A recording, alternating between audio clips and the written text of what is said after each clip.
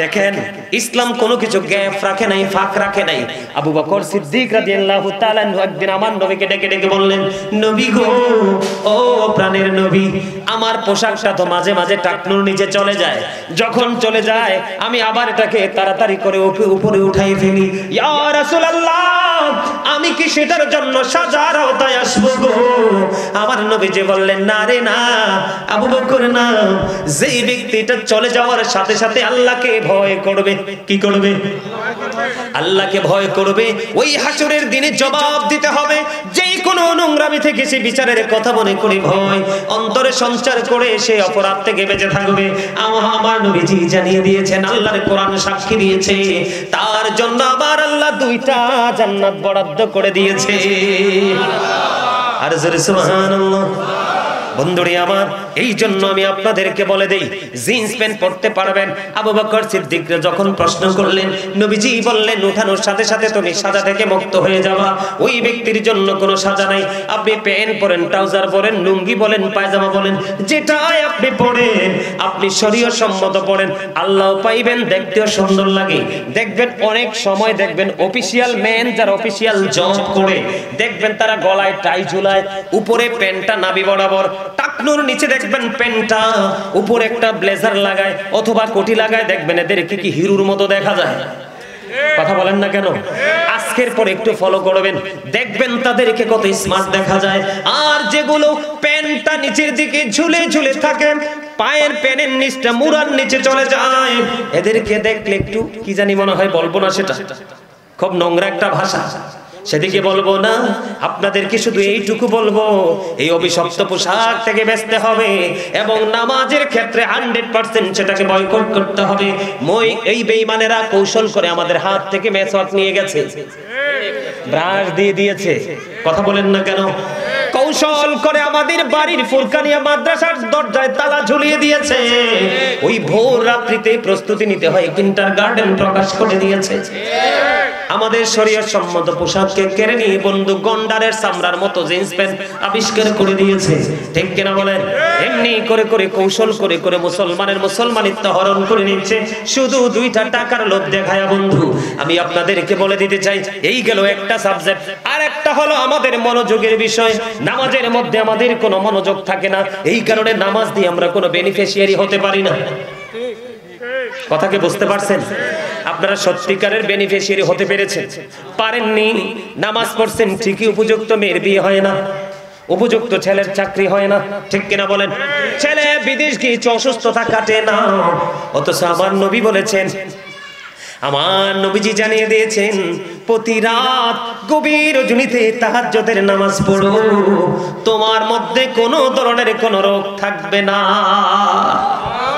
আল্লাহর কাছে সবচেয়ে বেশি প্রিয় হলো দাউদ আলাইহিস সালামের নামাজ। আল্লাহর কাছে সবচেয়ে বেশি প্রিয় রোজা হলো হযরতে দাউদ আলাইহিস সালামের রোজা। আপনারা জানেন না, হযরতে দাউদ আলাইহিস সালাম 1/6 সময় শুধু রাত্রে ঘুমাতো, আর 5ম সময় পর্যন্ত তিনি আল্লাহর গোলামিতে থাকতো। আপনার আমার কি সেই ট্রেনিং আছে? আপনার আমার প্রাণের নবী নামাজে যখন দাঁড়াতো, পা মোবারক ফুলে লোহ মোবারক বের হয়ে আসতো, তারপরেও তার নামাজ শেষ হতো না। এতটাই মনোযোগ ছিল বন্ধু। আমি আপনাদেরকে বলি, ইমাম বুখারীর নাম শুনছেননি? কে কে শুনছেন? আল্লাহ রে আল্লাহ, কার কাছে এত ওয়াজ শোনাইলাম? 11:30, 10টায় ধরছি, 1.5 ঘন্টা হয়ে গেছে। কই যাইতাম কোন? আমার ওয়াজ কি তারা শুনে, নাকি এনে বসে বসে অন্য কোথাও গেছে? আপনারা কি এখানে বসে মনটাকে অন্য কোথাও পাঠাইছেন হানিমুনের জন্য, নাকি মনও এখানে আছে? মনের বাজার আইতাছি, একটু অপেক্ষা করেন, একটু।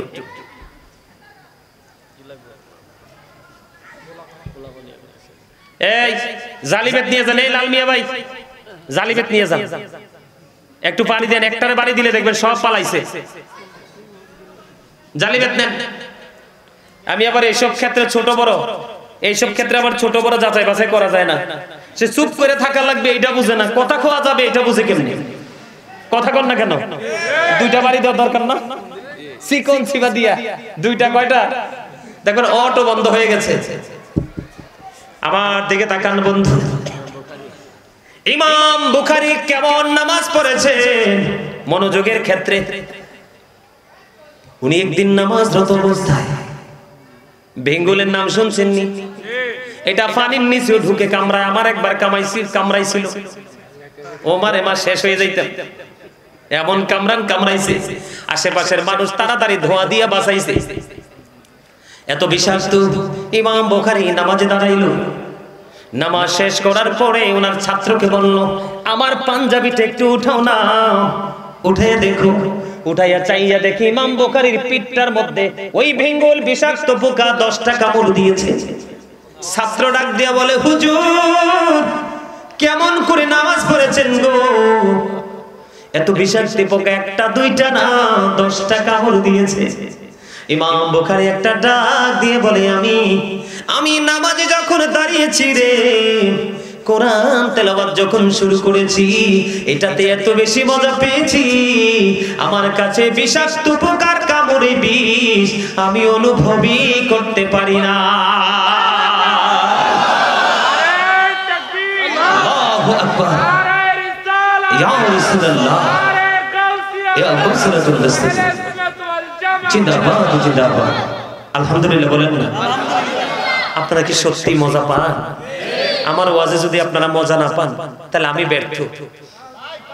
পান একদম রিয়েল যে হুজুর আপনার কথাগুলো আমার হৃদয়ে গাচ্ছে, আমি সেটিং করতেছি হৃদয় রাজ্যে, এরকম কে আর দুই একজন হাত তোলেন তো দেখি। আলহামদুলিল্লাহ আলহামদুলিল্লাহ, হাত নামান হাত নামান। আমি খুশি হইছি, আল্লাহ তুমি খুশি হও, কবুল করে নাও। সুম্মা আমিন, জোরে বলেন না আমিন।